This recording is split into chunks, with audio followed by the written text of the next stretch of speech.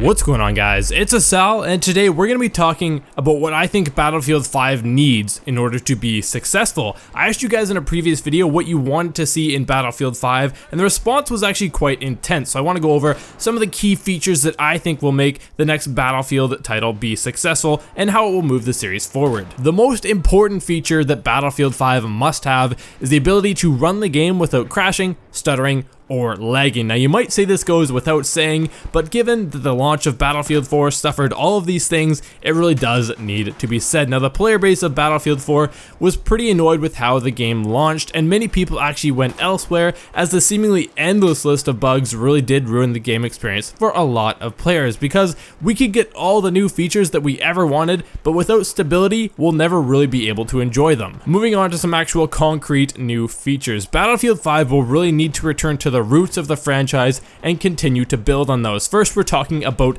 destruction. Battlefield 4 brought us Levolution, which is basically a series of scripted events of massive destruction built into some of the maps, and it really was something that we hadn't seen before. The destruction was awesome, but the problem with Levolution is that the magic wore off very quickly, and it didn't take very long for the skyscraper falling on Siege of Shanghai to become just an annoyance. So instead of focusing on large-scale scripted events, the destruction of Battlefield 5 really needs to be much more dynamic and more widespread. Instead of having large scripted events, why not just put more care into all of these small detailed destructions that happened all the time? Most of the destruction in Battlefield 4, for example, is fairly static. Buildings fall with the same animation when they are weakened, walls explode in the same pattern. We've all seen it before. You shoot a wall, you know exactly how it will look once it explodes, and certain objects will just never be able to be destroyed. Now, Battlefield is known for its destruction, and it really needs to be one of the main focuses in the new game, Battlefield 5. Perhaps we could have walls crumble differently based on how they are shot, and if they're shot at a different angle, they could break differently,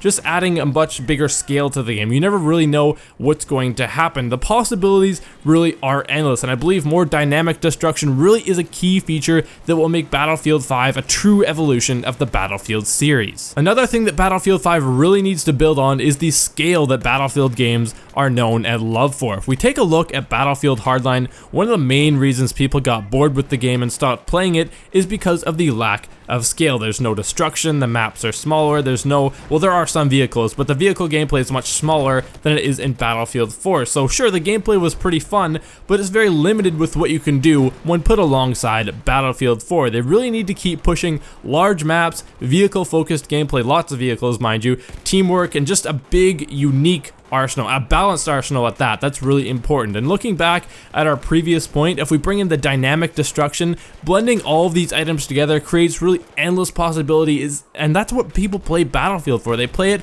to do things that they would never thought possible. It's always fresh, it's always new, and that's what we know and love about Battlefield games. So we really need to be pushing this point and moving forward in regards to just this massive scale that Battlefield is known for. The last point I want to touch on is the timeline of Battlefield 5. This has been widely debated, especially on my videos in the comments section. There's a lot of people disagreeing, and lots of people, myself included, really do not want another futuristic military shooter. Call of Duty is going that route, Halo's always been that route. There's lots of futuristic military shooters out there. We have lots of games that fit this already, and Battlefield really does not need to be conforming to this trend. Things like wall running, jetpacks, all this stuff, it just isn't Battlefield. So I don't think we need to conform to that at all. We need to do something new, something different, because Battlefield really hasn't been known for going that route, so going that route now really just makes it seem like they're conforming to please the masses. The problem is we're all tired of military futuristic shooters. Now, a lot of people are suggesting that we go back to World War II. The last Battlefield game